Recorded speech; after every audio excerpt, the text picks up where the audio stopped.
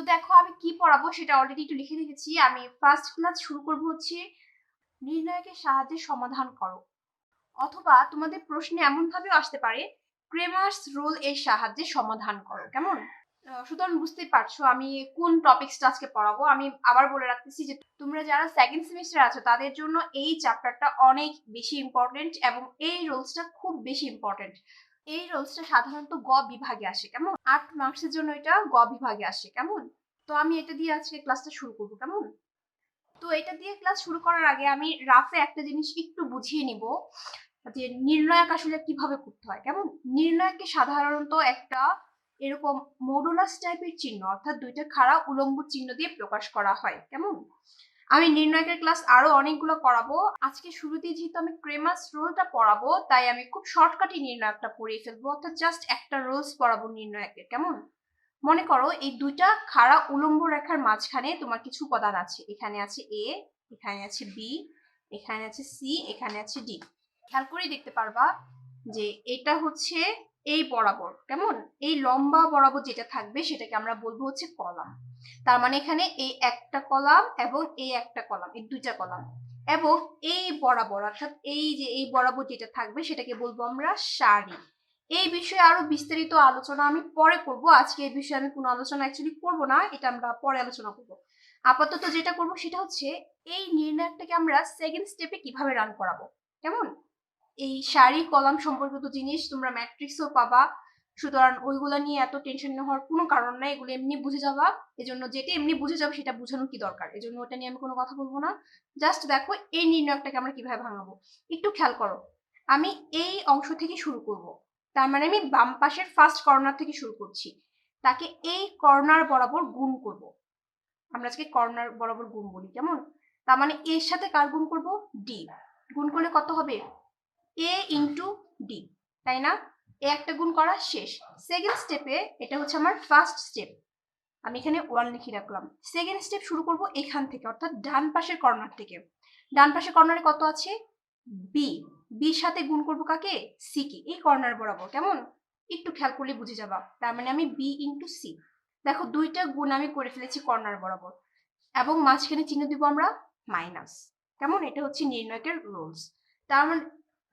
তার মানে আমরা যখন এই কর্নার থেকে এই কর্নার গুণ করব তার আগে চিহ্নটা অবশ্যই কি দিব?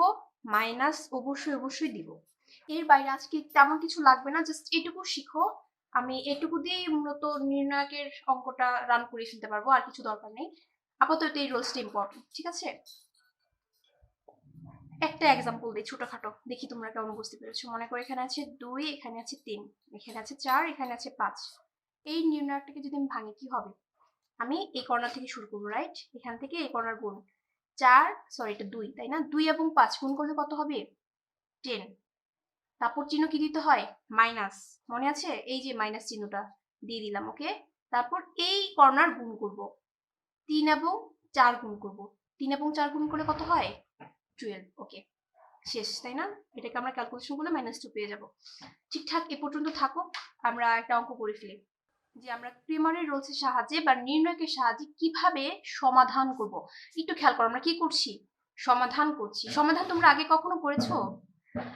দেখো তোমাদের আমার মনে হয় যতটুকু সম্ভাবনা 7 কিংবা 8 থেকে সমাধান ছিল। তখন তোমরা অনেকগুলো রুলস পড়েছো, অপনয়ন, প্রতিস্থাপন, বজ্রগুণন পদ্ধতিটাও মনে হয় ছিল তোমাদের। তো যাই হোক, সমাধান করো মূলত তোমাকে দুইটা অজ্ঞাত রাশি দেওয়া থাকবে, দুইটা সমীকরণ দেওয়া থাকবে, অথবা 3টা সমীকরণ দেওয়া থাকবে। তাহলে 3টা সমীকরণ থাকে, 3টা অজ্ঞাত রাশি থাকে, ওইখান থেকে মান বের করতে হয়। যাই হোক, আমি অঙ্কটা লিখি তাহলে তোমরা বুঝে যাবা। সাপোজ তোমাকে আমি দুইটা সমীকরণ দিলাম, এরকম লিখে দিই, সমাধান করো। কেমন? প্রশ্ন লিখে নিচ্ছি, সমাধান করো। দুটো সমীকরণ দিব। কেমন? ছোট করে অঙ্কটা শিখাবো। মনে করো তোমার আছে 5x plus 3y equal to 11। একটা সমীকরণ লিখলাম। আচ্ছা, আমি যদি তোমাকে একটা সমীকরণ দিয়ে তোমাকে বলি সমাধান করা মানে কি? অজ্ঞাত রাশির মান বের করা, তাই না? অজ্ঞাত রাশি কে কে আছে? x আছে, y আছে। তার মানে আমি তোমাকে বললাম যে আমাকে x y এর মান বের করে দাও।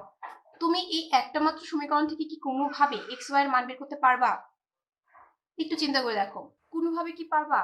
একদমই পারবো না, কারণ একটা মাত্র সমীকরণ থেকে দুইটা অজ্ঞাত রাশির মান কোনোভাবে বের করা যায় না। কেমন? তো তুমি যদি দুইটা অজ্ঞাত রাশির মান বের করতে চাও তোমাকে অবশ্যই অন্তত পক্ষে দুইটা সমীকরণ লাগবে। তার মানে আমি একটা সমীকরণ থেকে পারবো না, আমাকে অবশ্যই আরেকটা সমীকরণ ইউজ করতে হবে। আরেকটা সমীকরণ দিয়ে দিচ্ছি, 6x minus 2y equal to 2। তোমাদের বইয়ের মধ্যে দেখবে এই এক্সাম্পলটা আছে। তো যাই হোক, আমি সমাধান করতে দিলাম, দুইটা ইকুয়েশন দিয়ে দিলাম, সমাধান করো। তার মানে কার মান চেয়েছি? x এর মান চেয়েছি এবং y এর মান চেয়েছি। এখানে দেখো x y হচ্ছে অজ্ঞাত রাশি, সমাধান করা মানে হচ্ছে অজ্ঞাত রাশির মানগুলা বের করা। তো যাই হোক, টার্গেট হচ্ছে x y এর মান বের করা। তো একটু খেয়াল করো, আমি চাইলে x y এর মান অনেকভাবে বের করতে পারি না? অপনয়ন, প্রতিস্থাপন, বজ্র গুণন, এইসব রুলস তোমরা আগে থেকে শিখে আসছো, এগুলো রুলস অ্যাপ্লাই করে অনায়াসে বের করে ফেলতে পারবা। কিন্তু সমস্যা হচ্ছে তোমাদের প্রশ্নে বলে দেওয়া থাকবে যে নির্ণয়কে সাহায্যে সমাধান করো অথবা ক্রেমার্স রুলের সাহায্যে সমাধান করো। তখন কিন্তু তুমি অন্য কোনো রুলস অ্যাপ্লাই করতে পারবা না, তখন কিন্তু তোমাকে অবশ্যই এই নির্ণায়ক অর্থাৎ এই ক্রেমার্স রুলটা অ্যাপ্লাই করতেই হবে, আর কোনো অপশন নেই। তো এখন কত হচ্ছে আমরা কিভাবে এই রুলসটা অ্যাপ্লাই করব? তো ক্রেমার্স রুল এ x এর মান আমরা এই সূত্রের সাহায্যে অ্যাপ্লাই করতে পারি, এই সূত্রের সাহায্যে বের করতে পারি। x = dx by d, y = dy by d। খেয়াল করেছো, আমি একটা সূত্র রেখেছি, এটা কি বলতো? এটা হচ্ছে সূত্র, কেমন? নির্ণয়কের সাহায্যে অর্থাৎ ক্রেমার্স রুলের সাহায্যে সমাধান নির্ণয়ের জন্য x y এর একটা সূত্র এটা। তো আমি এইভাবে এই x এবং y এর মান বের করতে পারি। তো আমার কি কি লাগবে একটু খেয়াল করো। আমার dx লাগবে, d এর মান লাগবে, আমি তো জানি না ওরা আসলে কারা, তাই না? আবার dy এটার মানও লাগবে, d এটার মানও লাগবে। আমার এই 1 2 3 এই তিনটা জিনিসের মান লাগবে, তাই না? এখানেও d আছে, এখানেও d আছে, সুতরাং একটা d মান বের করলেই হবে, রাইট? এখন কত হচ্ছে যে এই d অ্যাকচুয়ালি কি বা কিভাবে বের করতে হয় আমাদের সেটা ফার্স্টে পারতে হবে। তো আমি আনসার শুরু করছি, কেমন? তোমরা ফার্স্টে যে দুটো সমীকরণ দেওয়া আছে সেটা লিখে নিবা, যে দেওয়া আছে দিয়ে দুটো সমীকরণ এখানে লিখে নিবা। আমি লিখি নাই, আমি হচ্ছে তাড়াতাড়ি করে ফেলতে চাচ্ছি। তো যাই হোক, দুইটা সমীকরণ লিখে নিবা। এরপর যেটা করবা, কার মান লাগবে? ফার্স্টে d। ওকে, d ইকুয়াল টু, কেমন? দেওয়া আছে লিখে কিন্তু d লিখবা না, দেওয়া আছে লিখে এই দুইটা সমীকরণ এখানে উঠাবা, তারপর লিখবা যে এখানে d ইকুয়াল টু। ওকে, d এর মান কিভাবে বের করব? d এর মানে ডিটারমিনার অর্থাৎ নির্ণায়ক। আমরা এই নির্ণায়কের মান বের করব হচ্ছে এই যে আমার x আছে, দেখো এটাও x এটাও x, তাই না? এই x এর যে সহগগুলো আছে তাকে আমি ফার্স্ট কলাম বরাবর রাখবো। ফার্স্ট কলাম জানি কিভাবে থাকে? কলাম মানে দাঁড়িয়ে থাকে, মনে রাখবো। কলাম কিভাবে থাকে? সে দাঁড়িয়ে থাকে। ফার্স্ট কলাম মানে এই জায়গায় সে দাঁড়িয়ে থাকবে, ঠিক আছে? এই ফার্স্ট কলামে কাকে রাখবো? এই x এর সহগগুলাকে। x এর সহগ এখানে কত আছে? 5, তার মানে আমি 5 দিয়ে দিলাম। আবার দেখো x এর সহগ এখানে কত আছে? 6, তার মানে এখানে আমি 6 দিয়ে দিলাম। দুইটাই আছে, যদি আরো থাকতো আমি আরো নিচে নিচে লিখে দিতাম, আর নেই, দুইটাই আছে। আমরা একটু পরে যখন আমরা ত্রিঘাত রাশির অঙ্কগুলো করব তখনই আমরা হচ্ছে আরেকটা পেয়ে যাবো। তো যাই হোক, আপাতত এটা করি। সেকেন্ড কলাম বরাবর আমি y এর সহগগুলোকে নিব। এই যে দেখো y, এই যে দেখো y এর সহগ এখানে আছে কত? 3। এখানে কত আছে? দেখো চিহ্ন সহ বসাবা। এখানে যেহেতু প্লাস ছিল আমি চিহ্নটা দেই নাই, দেখো 5 এর আগে প্লাস ছিল, চিহ্ন দেই নাই। এখানে y এর আগে আছে কত? -2, তোমাকে অবশ্যই চিহ্ন সহ বসাইতে হবে, ঠিক আছে? তো দেখো মোটামুটি বসানো শেষ। d কিভাবে বসাইছি বুঝছো? জাস্ট এই অংশটাকে বাদ দিয়ে দিবা, এভাবে আমি ঢেকে দিলাম, ঠিক আছে? বাদ দিয়ে জাস্ট মনে করি অংশটা ঢাকা আছে। x এর সহগগুলাকে কলাম বরাবর বসিয়ে দিবা, y এর সহগগুলাকে সেকেন্ড কলাম বরাবর বসিয়ে দিবা লম্বালম্বি করে।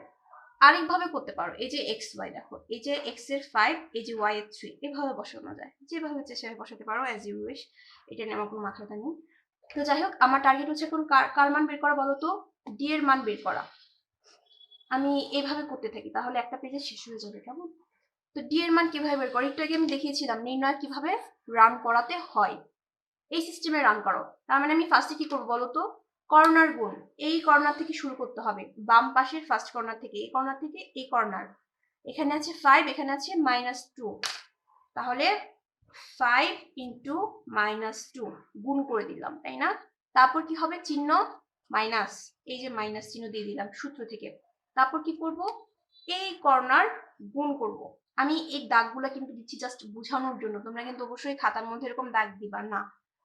আমি অনেকবার খেয়াল করেছি, আসলে তোমরা যে কি করো মাঝে মাঝে আমি এই দাগগুলো তো দিয়ে বোঝানোর জন্য, তোমরা কেন খাতার মধ্যে এরকম দাগ দাও আমি বুঝে পাই না। যাই হোক, এটা দিবা না। হ্যাঁ, দেখো 3 এবং 6 গুণ করলে কত হয়? 3 6 18, তাই না? তুমি ইচ্ছা করলে যদি তুমি একটু এক্সপার্ট হয়ে থাকো তাহলে চাইলে এখানে একবারই গুণ করে ফেলতে পারো। 5 আর 2 10, প্লাসে মাইনাসে মাইনাস, শেষ। দেখো এই যে মাইনাস আর এখানে প্লাস, তাহলে মাইনাস কত হলো? 10, আর এখানে আছে মাইনাসের 18।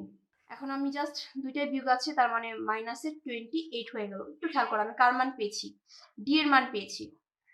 তোমরা এই লাইনগুলো এরকম লম্বালম্বি করবা, যেমন ফার্স্টে এই লাইনটা, সেকেন্ড এই লাইনটা, এটা থার্ড লাইন, এভাবে করবা। কেমন? আমি এভাবে করতেছি যেন আমার জায়গাটা শর্ট হয়, আমি এই জায়গাটার মধ্যে সবগুলো মান বের করে শেষ করে ফেলতে পারি অঙ্কটা, তাহলে বুঝতে তোমাদের জন্য সুবিধা হবে। ওকে, আমি ডি এর মান পেয়েছি, সুতরাং ডি ইকুয়াল টু কত? মাইনাসে 28। ঠিক আছে, শেষ। এখন কার মান লাগবে? এখন আমাদের টার্গেট হচ্ছে ডিএক্স এর মান বের করা। ওকে, আবার dx ইকুয়াল, একটু খেয়াল করো, dx কেমন? x কথাটা আছে, যখনই দেখবো x কথাটা আছে আমরা কি করব? x এর যে সহগগুলো আমরা বসিয়েছি, একবার খেয়াল করো x এর সহগগুলো কোথায় বসিয়েছি? এই ফার্স্ট কলাম বরাবর, তাই না? এই যে, সরি না, কলামটা পড়ে গেছে, অন্য একটা কলাম ইউজ করি। এই যে এই সারি বরাবর কি বসিয়েছি? x এর সহগগুলা। আমরা এই x এর সহগগুলাকে, এই যে ধ্রুবক পদ, এখন পর্যন্ত কিন্তু আমি এটা ইউজ করিনি, তাই না? এখানে কিন্তু কোথাও এটা ইউজ করতে হয়নি। এই ধ্রুবক পদ দিয়ে আমি এটাকে রিপ্লেস করব, মানে কি করব? চেঞ্জ করব। কাকে চেঞ্জ করব? এই যে x আছে, তার মানে আমি x এর সহগগুলা, তার মানে আমি এই লাইনটার বদলে এই লাইনটা বসাবো। বুঝতে পেরেছো? আচ্ছা, আগে আমি নির্ণয়কের চিহ্নটা দিই। এই কলমটা কেন ইউজ করছি? নির্ণয়কের চিহ্ন দিলাম। কাকে চেঞ্জ করব? শুধু x এর অংশটাকে, তার মানে 5 এর জায়গায় এবং 6 এর জায়গায় আমি এটা বসিয়ে দিব। বসিয়ে দাও 11, এবং এখানে আছে কত? 2। আমার কাজ শেষ। এখন এইটাকে যেরকম আছে হুবহু বসিয়ে দিব। 3 এবং -2, 3 এবং -2 বসিয়ে দিলাম। বুঝতে পেরেছো আমি কাজটা কোথা থেকে করেছি? যেখানে ডি বের করেছি সেখান থেকে কাজটা করেছি।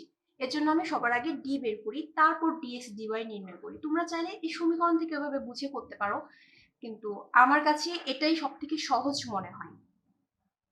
আবার আবার রিপিট করব, যখন এক্স এর মান বের করব তখন এক্স এর কলামটাকে, এই যে এক্স এর সহগ বসিয়েছি না এখানে, এটাকে কি করব? এটা দিয়ে এক্সচেঞ্জ করে ফেলবো, অর্থাৎ এটা মানটা এখানে বসিয়ে দিব। আর এটা কি রাখবো? ফিক্সড রাখবো। দেখো 3 - 2, 3 - 2 ফিক্সড আছে, কিন্তু এই অংশটা আমি কি করেছি? এটা দিয়ে রিপ্লেস করেছি, অর্থাৎ এই অংশটা বাদ দিয়ে এই অংশটা বসিয়েছি। 11 2, এই যে 11 2 হয়েছে। অনেক কঠিন? এখন তাহলে আমরা ডিএক্স এর মানটা বের করে ফেলি। কিভাবে? আর গুণন। ওকে, দেখো প্লাসে মাইনাসে মাইনাস, 11 দুগুণে কত হয়? 22, তাই না? মাইনাস কিভাবে আসছে বুঝছো? এই যে দেখো মাইনাস চিহ্ন আছে, কিন্তু একটু আগে আমি ভেঙে করিয়েছিলাম লাইনটা, এখন ভেঙে করাইনি। তারপর সূত্রের মাইনাস, 3 দুগুণে 6, শেষ। বিয়োগ করে দাও, কত হয়? মাইনাসের 28, এটাও 28 হয়ে গেল। কি আর করা, যদি হয় কিছু তো করার নাই। দেখো ডিএক্স এর মান পেয়েছি, থাক লেখা দরকার নাই, সুতরাং এখানে লিখি dx equal to -28। বক্স করে রাখি যেন খুঁজে পেতে সহজ হয়। এই যে d এর মান আমি বক্স করতেছি শুধুমাত্র যেন আমি যখন মানগুলো বসাবো তখন যেন খুব সহজে খুঁজে পেয়ে ফেলি। কেমন? তোমাদের বক্স করার কোনো দরকার নেই, তোমরা তো এমনি মানগুলো বের করতে পারবা। এখন বলো আরেকটা কি মান দরকার? dy, তাই না? এখন dy বের করে ফেলো, এবং dy equal to, একটু খেয়াল করো এখানে কি আছে? y। তার মানে এখন আমাদের কাজ হচ্ছে যে এই ডি, এই যে এখানে যে ডি বের করেছিলাম, এখানে এই y এর যে কলামটা আছে, অর্থাৎ y এর যে সহগগুলো বসিয়েছিলাম তার যে কলামটা আছে, ওইটাকে এই ধ্রুবক পদের কলামটা দিয়ে রিপ্লেস করে ফেলা, অর্থাৎ এটা বাদ দিয়ে এটা বসানো। ঠিক আছে? তার মানে আমি এখানে কাকে বাদ দিব বলতো? y, এই y এর সহগগুলাকে। 3 - 2, এটার বদলে কাকে বসাবো? 11 এবং 2 আমি বসিয়ে দিচ্ছি। দেখো এই যে জায়গাটায় 11 - 2, তার মানে আমার ফার্স্ট কলামটা অর্থাৎ x এর সহগগুলো কি থাকবে?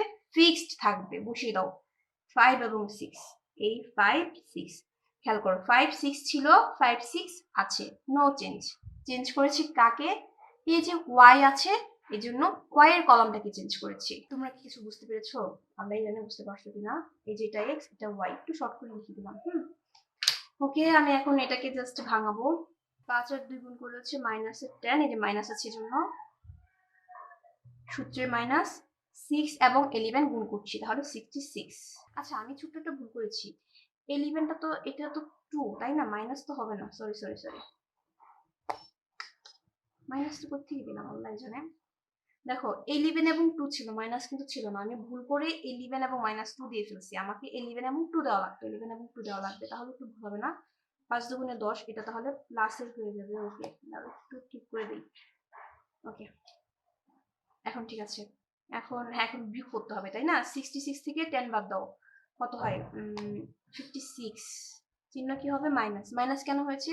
বড়টা মাইনাস, তাই চিহ্ন মাইনাস হয়েছে, তাই না? দেখো 3টা মানেই পেয়ে গেছি। এখন আমার কাজ কি বলতো? সরাসরি সূত্র বসিয়ে দেওয়া। খাতাটা একটু পুরোঠিয়ে নিই, কেমন? সুতরাং x ইকুয়াল টু, x এর সূত্রটা মনে আছে? এই যে dx by d, dx by d equal to, মান বসিয়ে দাও। dx এর মান কত পেয়েছি? dx কোথায়? এই যে dx -28। d এর মান কত পেয়েছি? এই যে d -28। কাটাকাটি করো, দেখো মাইনাসে মাইনাসে কাটা যায়, 28 কাটা যায়, শুধু থাকে 1। এবং এটা y লিখবো, y ইকুয়াল টু, অনেকদিন পরে ভিডিও করতে বসছি, অনেক দিন পরে, তাই না? আচ্ছা, dy, এই যে দেখো, এখন আমরা y এর মান বের করতে যাব। সূত্র কি? dy by d। আমি উপরে লিখলাম dy, নিচে লিখলাম d। মান বসে দাও। dy এর মান এই যে মাত্র পেয়েছি, এই যে এখানে লিখে দিই। সুতরাং এখানে লিখি dy equal to -56। Okay, box করে রাখলাম। একটা, দুইটা, তিনটা মান পেয়ে গিয়েছি, মানগুলো বসিয়ে দিচ্ছি। -56 আর -28। দেখো মাইনাস মাইনাসে কাটা চলে গেছে, আর 56 কে 28 দিয়ে ভাগ করলে 2 হয়, তাই না? ওকে, তাহলে সুতরাং নির্ণেয় সমাধান, আমরা উত্তর পেয়ে গেছি। এখন মান লিখবো, উত্তর লিখবো। দেখা যাচ্ছে একটু বাঁকা হয়ে আছে খাতাগুলো, তাই না? থাক। সুতরাং নির্ণেয় সমাধান x y equal to, x এর মান কত পেয়েছো? এই যে 1। x যেহেতু প্রথমে লিখেছি, প্রথমে x এর মান লিখবো, এই যে 1। y যেহেতু দ্বিতীয় লিখেছি, এখানে y এর মান সেকেন্ড টাইম লিখবো, কেমন? তোমরা আগেও অনেকবার নির্ণয় সমাধান কিভাবে দিতে হয় দেখেছো, অনেক আগে থেকে তোমরা সমাধানগুলো করে আসতেছো। তো যাই হোক, সমাধান লেখার সিস্টেম হচ্ছে এটা, x, y দিবা, ফার্স্টে x এর মান, কমা দিয়ে সেকেন্ড y এর মান। এটাই হচ্ছে আমাদের উত্তর। অঙ্কটা বুঝতে পারছো কিনা আমাকে অবশ্যই কমেন্ট বক্সে জানিয়ে দিবা। এই অঙ্কটা বুঝতেই হবে, না বুঝে কোনো অপশন নাই। সুতরাং কেউ বাদ দিবা না। যেহেতু 2টা দিয়ে পড়েছি, 3টা দিয়ে একটা অঙ্ক করানো উচিত, তাই না? আচ্ছা, একটা কাজ করি, হ্যাঁ, 3টা সমীকরণ আছে, এরকম দিয়ে একটা অঙ্ক করিয়ে দিই। খুব ইম্পর্টেন্ট একটা অঙ্ক এটা।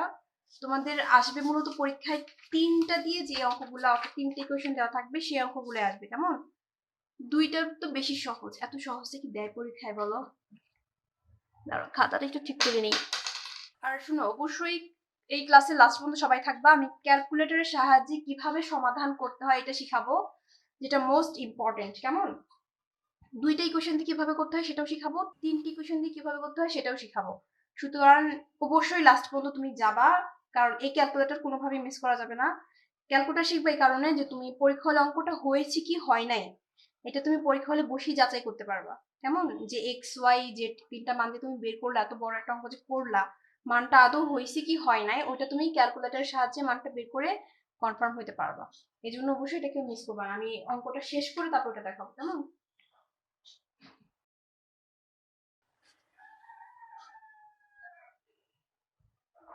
x minus 2y plus z equal to 1, 2x plus y minus z equal to 1, x plus y plus z equal to 4.